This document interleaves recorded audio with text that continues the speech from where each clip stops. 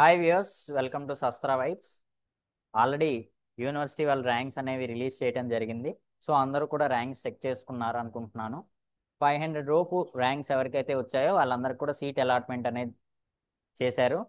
500 above ఉన్న వాళ్ళందరికీ కూడా రౌండ్ 2 కోసం అంటే జూన్ 24th కోసం వెయిట్ చేయమని చెప్తున్నారు.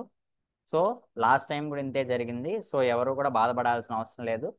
నాకు 656 ర్యాంక్ వచ్చింది లాస్ట్ టైం. సో నాకు బయోటెక్నాలజీలో సీట్ అనేది ఇవ్వడం జరిగింది. ఆల్రెడీ మనం ప్రీవియస్ వీడియోస్లో చెప్పుకున్నాం. బయోటెక్నాలజీ వచ్చినా సరే నేను ఫీజు పే చేశాను. ఫీజు పే చేసిన తర్వాత నా చాయిస్ అప్గ్రేడ్ అయ్యి ఐసీటీకి మారాను. సో ఎవరు కూడా కంగారు పడద్దు.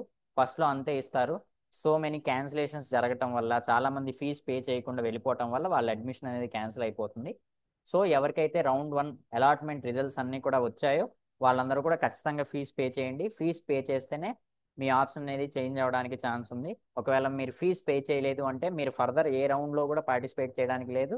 మీరు శస్త్రా నుంచి మీ అడ్మిషన్ క్యాన్సిల్ చేసుకొని వెళ్ళిపోవాల్సిన పరిస్థితి ఉంటుంది.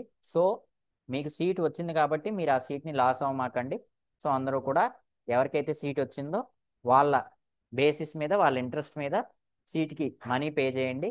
ఒక్కసారి మాత్రమే పే చేయాలి. ఫర్దర్ రౌండ్స్ అన్నింటిలో కూడా మీరు ఏం ఫీజు పే చేయాల్సిన అవసరం లేదు. ఓన్లీ వన్స్ 1,02,000 రూపీస్ పే చేస్తే మీరు అన్ని ఫర్దర్ రౌండ్స్లో కూడా పార్టిసిపేట్ చేయొచ్చు.